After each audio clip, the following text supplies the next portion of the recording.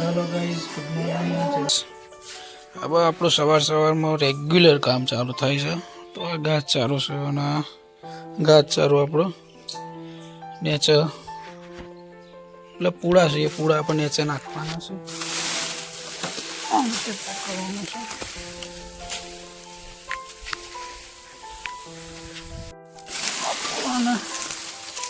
આપણે નેચે નાખી દઈએ, પછી નીચે જઈ કાપવાના છે. કાપી પછી નાખી ગઈ 20 આસપાસ ઢોર છે આપણે, ગાય ભેંસ છે ટૂંકમાં. સવારમાં આપણી ગણતરી પ્રમાણે 8 પૂળા જાય છે એમાંથી. એટલે ભાગમાં બે આવી જાય. એમ 2, 4, 5 તો નાના છે એટલે નહીં ખાતો, તો વાંસળો હશે. બાકી તો મોટા ગાય ભેંસો છે એમને નાસ્તા રૂપે પેલા પૂળા જમી નાખીએ છીએ. બાકીનું પછી 10-11 વાગે પછી નાખીએ છીએ.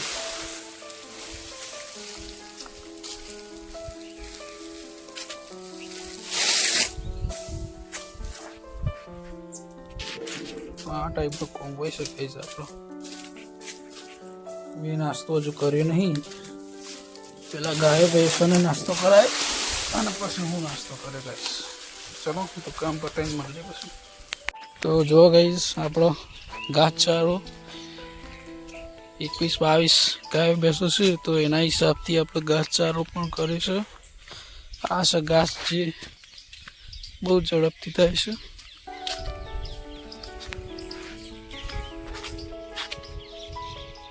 આ આપણા કપાસ.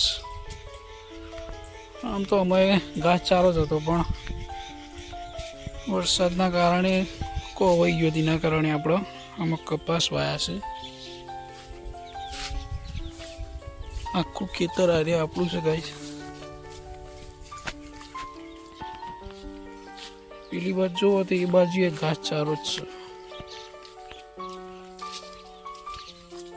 તો આખો પટ્ટો ઘાસનો જ કરેલો છે.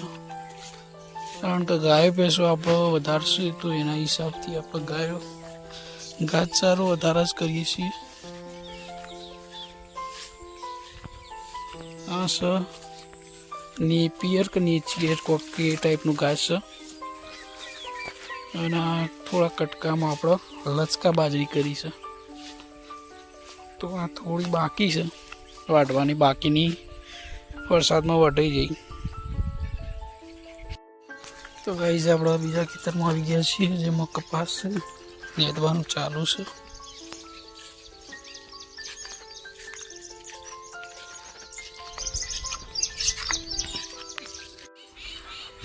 છેલ્લી ઓળ બાકી છે. બાકીનું આ તો પતી ગયું છે. પહેલા સૂકું કરેલું છે. આ નેદવા આવ્યો છે.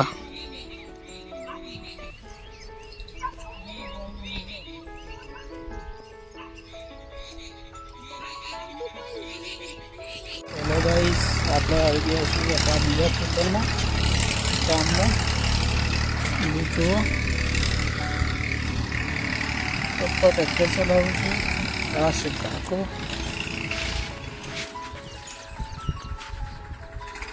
અને એમને જે પકડ્યું છે એને કહેવાય છે વોતર. જો ગાઈસ, આ છે આપણો વોતર. અને આ વોતરનો ઉપયોગ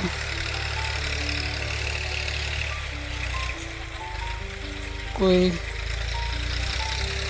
પાક વાવો હોય તો એને સીધી લીટીમાં, મતલબ કોઈ માપ સ્કેલ જેવું કામ કરે છે.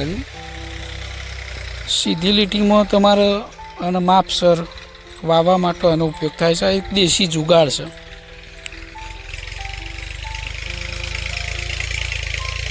આનો ઉપયોગ કઈ રીતે થાય આપણે તમને બતાવીએ.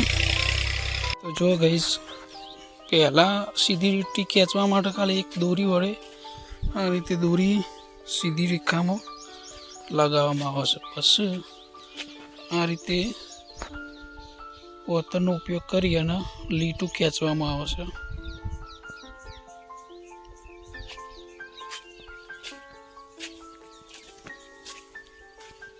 તો આ રીતે સીધી રેખામાં સીધો લીટો ખેંચાય છે.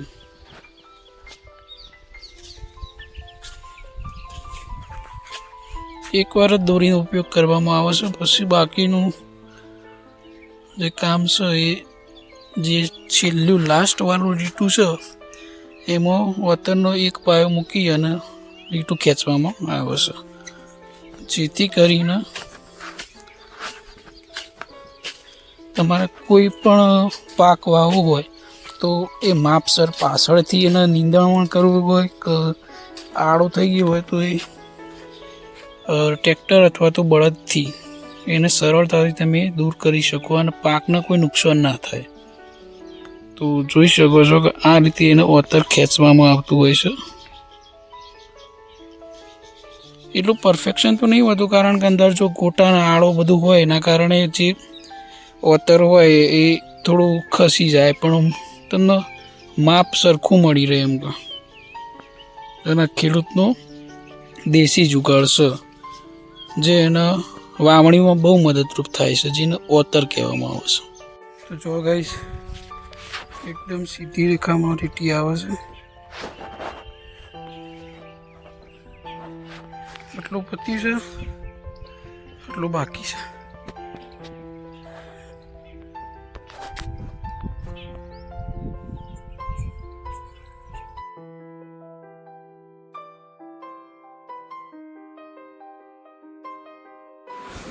તો ગાઈસ ભોણો ભાઈ આવી ગયા છે, રાકો પણ આવ્યો છે. આ એક મીડમાં થોડી ટેકનિકલ આવી છે ખોમી, એટલે ખોલી અને આજે ચોક ઓર્ડર છે.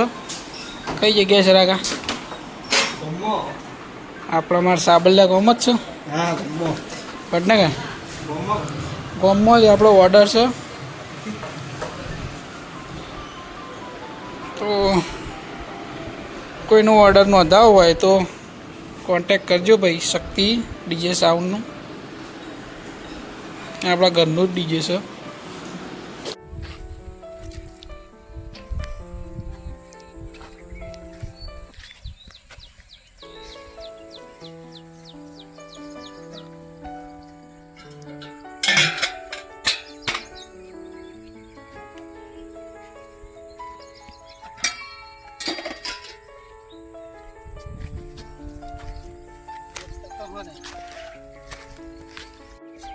એટલે કપાસમાં ઉધવ ના આવે એ માટે થોડુંક લીટર નાખું છું એક પંપમાં.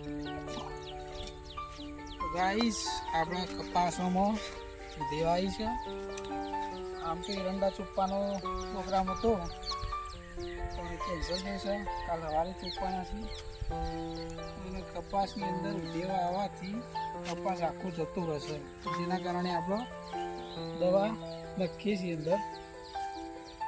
દવાની સાથે આપણો ગાયનું મૂતર છે એ બી નાખીએ છીએ, જેનાથી કપાસનો વિકાસ થાય અને જે નાની નાની મચ્છી છે દેવ છે એ જતી રહે. બરાબર.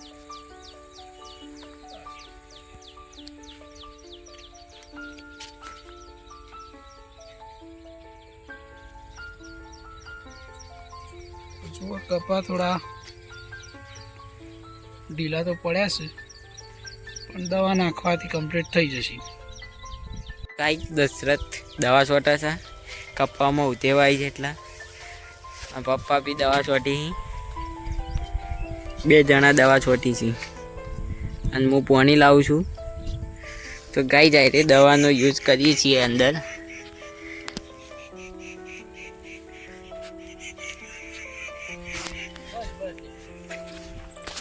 તો ગાઈસ ભણોભાઈને એમના ઘેર જોઈ છે. એ દાળ પસાવશે.